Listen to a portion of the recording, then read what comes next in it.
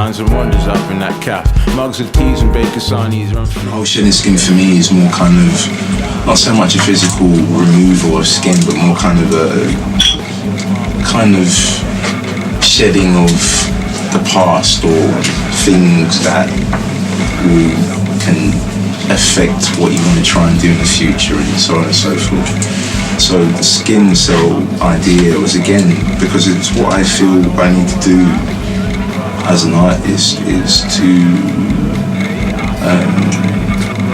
be creative and use the avenues of visuals and music to try and do newsworthy or headline-worthy stuff.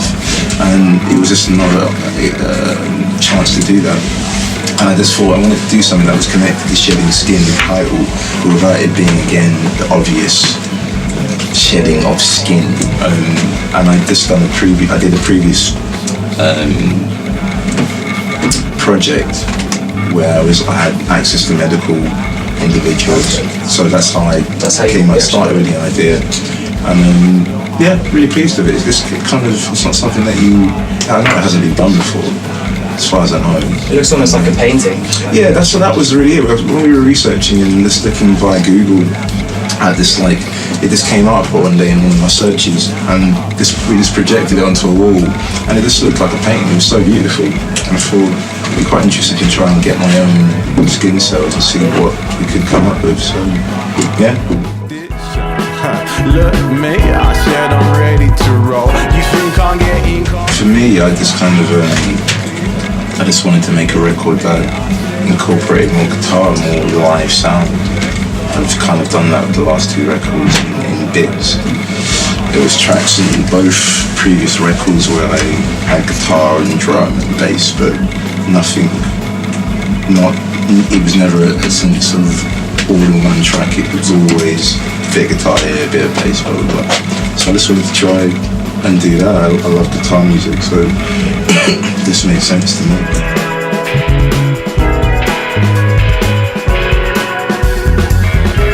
I was listening to a lot of Nick Cave and the Bad Seeds and The National and TV and the Radio and Massive Attack and people like that, I guess. Is that like a direct influence on this? Yeah, definitely. This record was definitely more a case of allowing influences to work the record rather than locking myself away and trying to just make whatever. I wanted to try and have a clear direction. It's gone crazy, someone save me. It's just me, my fish, my lady, seeking happy. Yeah, definitely. It was a much easier process because usually it's either myself or me and a co-producer.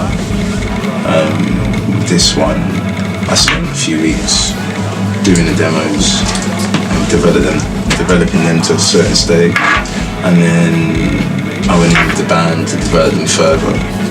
And they're great musicians, and it just was easier to do and then fun to work with people that I knew. Let's go. And with a voice in my head, in mind, and then I can approach people and see if they want to work on a particular song. In the case of Lucy, I've worked with her before, so she's kind of the main out. So that was a no-brainer for me, and the rest were kind of just voices that fitted the songs best. You can have it, but life's alright, I guess, if sweetened up.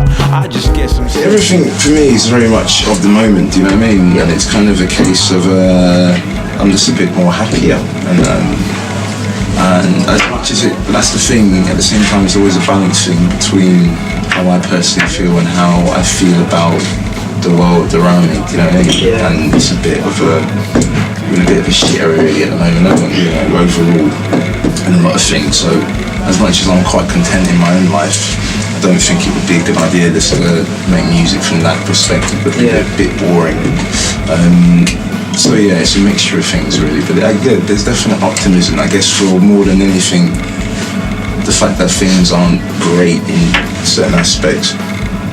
There's hope for the future, so I guess that's partly it.